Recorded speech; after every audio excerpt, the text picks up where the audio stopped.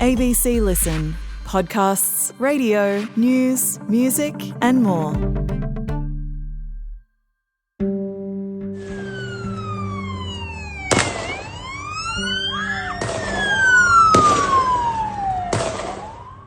We heard pop, pop, pop, pop, pop, pop, pop, and it sounded like firecrackers going off. And then I saw people sprinting from the beach. People ran past and said there's a shooter, there's a mass shooting and they're killing people. And I heard the gunshots. I saw a lot of people on the floor, kids crying, with looking for their mom, and they couldn't find a lot of people crying. Everyone was just running, and there were bullets, and there were so many of them, and we were really scared. It's the worst mass shooting in Australia since the Port Arthur massacre, the worst act of terrorism in Australia's history. 16 are dead and many more injured at a place special in Australia's heart, Bondi Beach, at an event special to the Jewish community, Hanukkah. This is a targeted attack on Jewish Australians on the first day of Hanukkah, which should be a day of joy, a celebration of faith, an act of evil anti-Semitism, terrorism that has struck the heart of our nation. Wherever it is, we need to fight anti-Semitism. It is toxic, it is cancerous within a community, and as you can see from last night, it leads to devastating implications for the people of our country. Today, what does this event mean for a grieving nation? And did authorities fail to heed the warnings? In a moment, extremism expert Dr Josh Roose. But first, as shots rang out, Bondi local and Sydney cardiologist Dr James Otton rushed to assist the wounded. I'm Andy Park on Gadigal land in Sydney. This is ABC News Daily.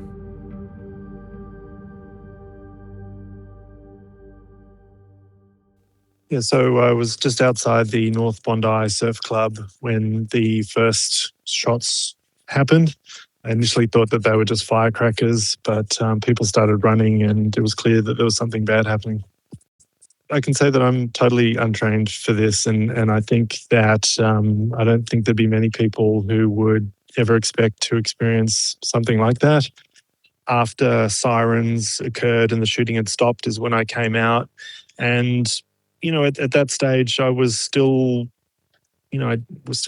somehow wasn't expecting that scene. I was still hoping it was firecrackers or something much more benign, and somehow my brain wasn't working properly, and I certainly didn't expect to see what had happened.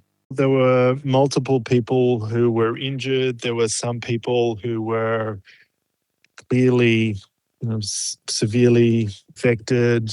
I attended to one person who had been shot and had a chest wound, but there were old people, young people, there was a couple of kids, and I think there were, people who were even more seriously injured away from the scene where I was. The paramedics and the ambulance officers who were there were, as always, amazing. It was extremely difficult for them.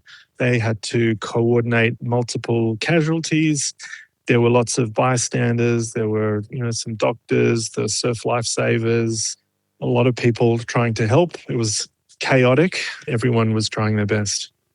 But this is a terrible thing. Bondi is a place that all Australians can go and enjoy themselves, and there is collegiality and a friendly place. And for this to happen in Australia at what I understand is like a family event is truly a tragedy.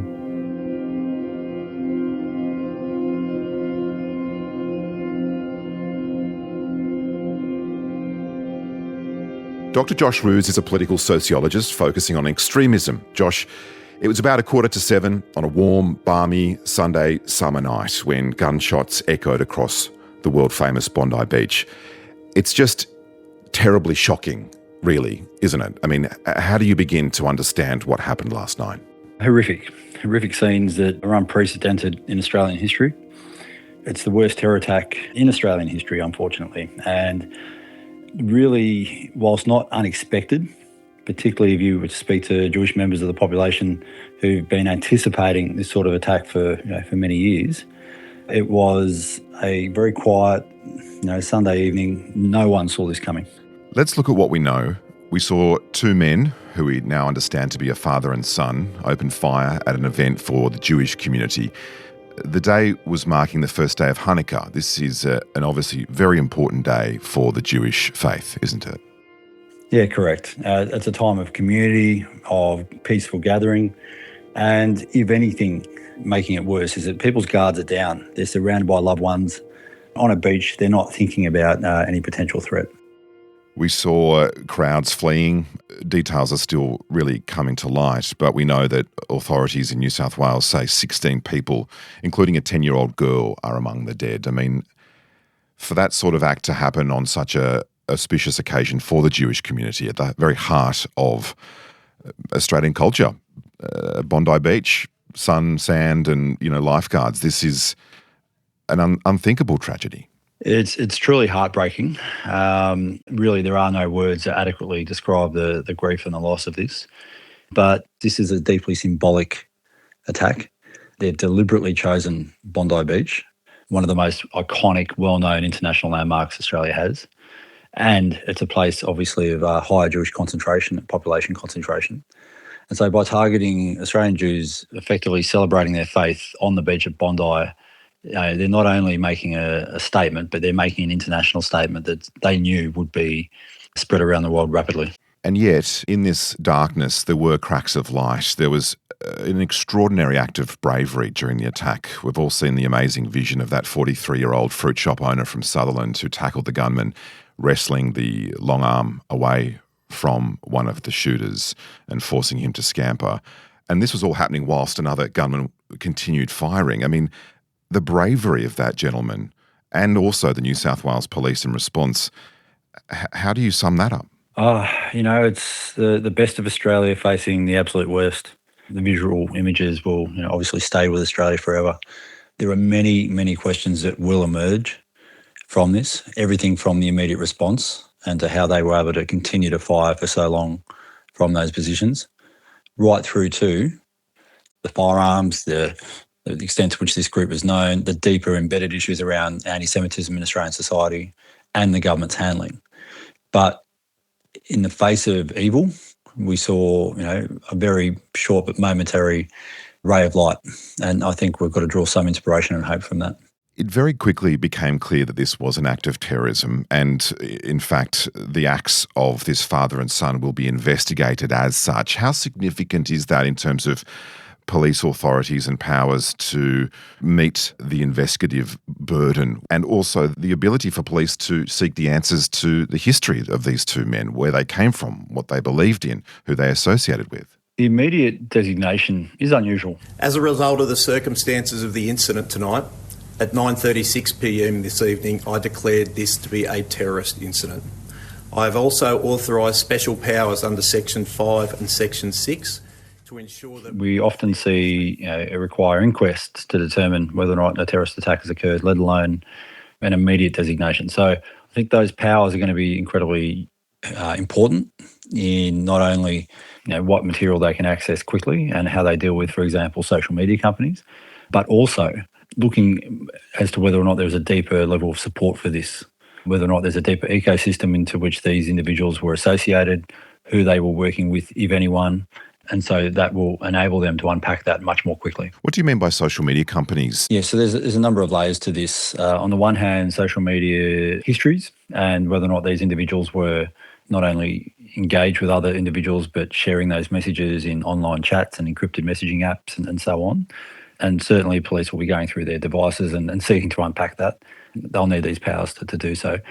However, we're also talking about the issue of the sharing of this material and this footage, because we know that such footage has already been celebrated in some circles and has been shared online on apps like Telegram and celebrated by extremists overseas.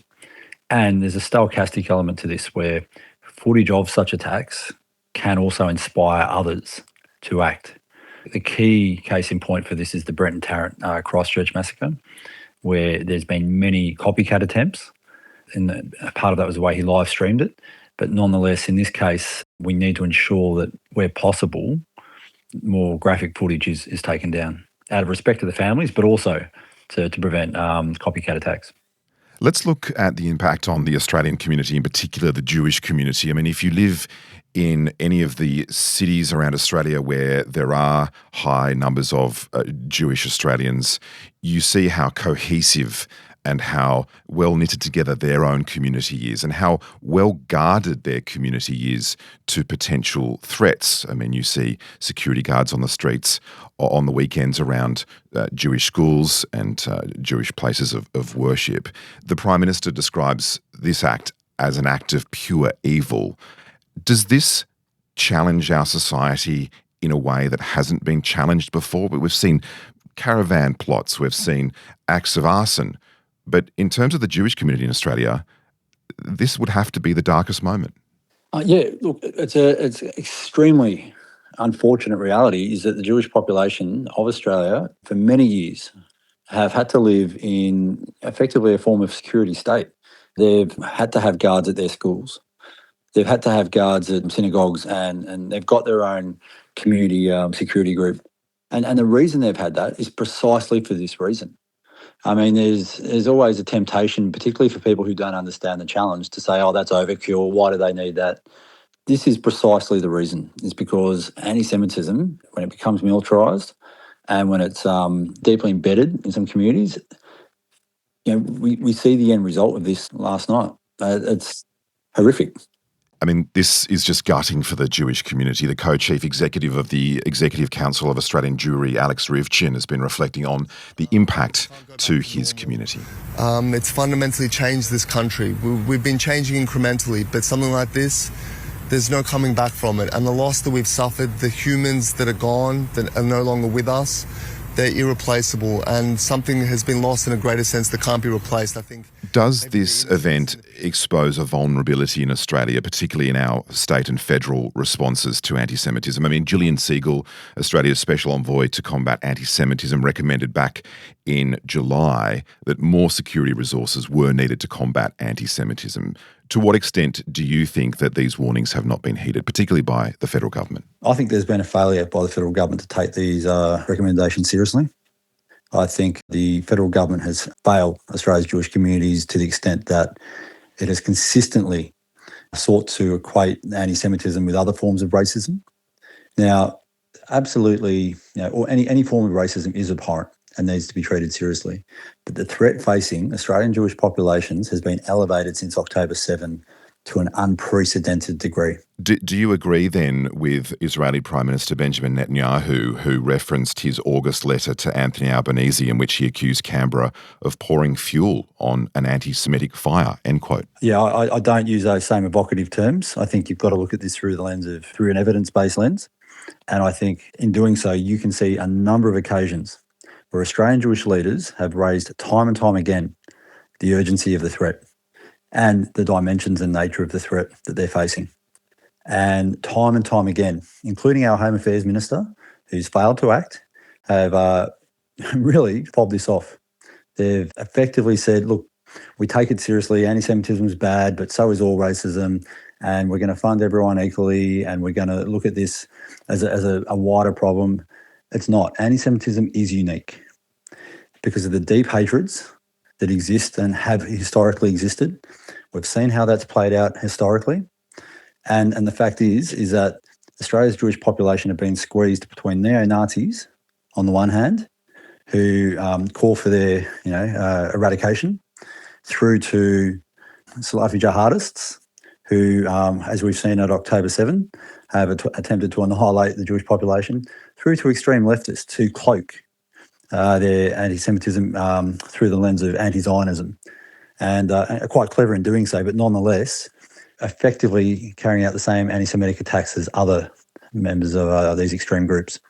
And this has effectively caused Australia's Jewish populations to feel deeply insecure, with many talking about leaving the country. Another dimension to this that Australians are grappling with this morning is firearms control. The 50-year-old deceased shooter was a licensed firearms holder. He had 6 firearms legally in his possession. Do you expect this attack could prompt change to our firearms laws in the same way that we saw in the wake of Port Arthur in 1996, the huge Howard-era government buyback of guns, is it time for a new conversation about firearms control in Australia? My immediate response on seeing these weapons and their use was that they were single action, meaning that the gun laws, in a perverse way, have actually worked. They've actually prevented a much higher casualty count because they weren't semi-automatic weapons, which is quite frankly a godsend because the toll would have been immensely higher. However, the fact that this individual, potentially through hunting, may have been able to accumulate 6 weapons and have those on standby and be able to, use those to increase the firepower of the attack is obviously of deep concern.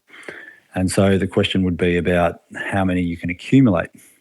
There are many responsible gun owners in Australia who use them for hunting and other reasonable purposes. But the fact is that being able to accumulate 6 weapons and to be able to use them effectively in a cyclical manner is a concern and needs to be addressed. The ASIO boss, Mike Burgess, says the terrorism threat level remains at probable, which means that there's a 50-50 chance of another terrorism-related event in the next 12 months. The national terrorism threat level remains at probable. I don't see that changing at this stage. Probable means there is a 50% chance of an act of terror, and unfortunately we've seen that horrific act occur tonight in Australia. Thank you. Do you assess the level of threat of violence in the community the same way? Is the threat level increasing? Is that appropriate that it remains on probable? I would say in the immediate aftermath of any attack, there's an elevated risk because we've seen this play out internationally where one attack leads to another. There's a stochastic effect where others draw inspiration from attacks. But we also need to consider that this is just the beginning of Hanukkah, which is a period of time that's particularly important for the Jewish community. We don't know if this is, they say that there's no connection, but we don't know if there's others out there who might seem to seek to build on this. And we need to take that elevated threat more seriously. So it's ultimately for the professionals and the experts in that space. But I would say, based on what I'm seeing internationally, we should at the very least consider whether or not that needs to be raised. Josh, do you think that Australia will ever be the same again? I think Australia has a deep reckoning to undertake out of this. This is the deadliest terror attack in Australia. And I think the reckoning will be the fact that this is a Jewish population. This wasn't targeted against sort of mainstream wider Australia or white Australia. This was targeted against the minority. We saw at Christchurch that there was a deeper reckoning failed to occur with the fact that this was a white Australian male carrying out an attack on a mosque. We really never had that national conversation in the aftermath about the embedded violence in that and that he came from Australia. And to this extent, there's a strong possibility that we overlook the fact this was an issue around hatred of the Australian Jewish population.